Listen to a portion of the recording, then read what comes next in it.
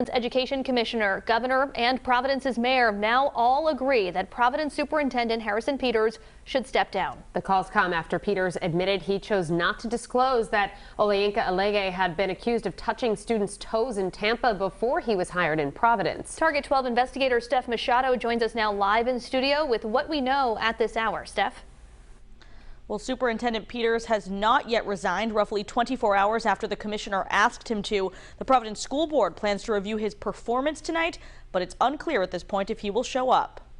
We got this one wrong, and we acknowledge that. On Monday night, Providence Superintendent Harrison Peters said he made an error in judgment when he hired Dr. Olayinka Alege as a top official in the Providence schools, knowing he had been previously accused of inappropriate behavior with students. Now, the state's education commissioner who hired Peters, Angelica Infante Green, is asking him to resign. A spokesperson says she asked him to do so on Tuesday after meeting with Governor Dan McKee. Mayor Jorge Elorza agrees and says he has told Peters directly that he should step down. I spoke with him and I told him that, this is ending with him leaving the district one way or the other. And that's what I told him. And he didn't indicate to you if he's going to submit his resignation today? He did not. Alege was arrested last week, accused of forcibly massaging an underage boy's foot at a Warwick gym. He had previously been accused of similar behavior in Florida.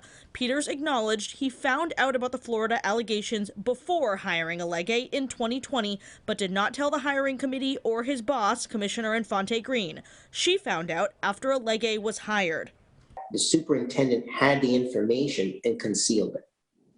That's why he has to resign. Before the state took over, the Providence School Board would have had the power to hire and fire both Peters and Alege. Nick Hemond is the board president. If the school board still had the power to fire the superintendent, would we be looking at a termination hearing tonight? I think we would have had a termination hearing in June of 2020. Peters has not responded to requests for comment today on whether he will resign. We also haven't been able to ask the commissioner yet if she'll terminate him because her office says she was out today for a pre-planned medical procedure. I'm Steph Machado, 12 News. There's still no word from Providence's superintendent after everyone from the governor to the mayor said he should resign. The Providence School Board is meeting in a half an hour to discuss Harrison Peters' performance. Target 12 investigator Steph Machado joins us now live in studio with what we know at this hour. Steph? Kim and Shannon, the education commissioner asked Superintendent Peters to resign last night. He has not yet done so, and it's unclear if he'll show up to that school board meeting tonight. The governor, education commissioner, and mayor of Providence all say Superintendent Harrison Peters should leave amid a scandal involving a top school official he hired last year. We need new leadership in the district. This whole situation has been extremely and incredibly disturbing. Peters has apologized for hiring Dr. Olayinka Alege last year as a network superintendent overseeing middle and high schools. The two worked together in Florida before Peters came to Providence.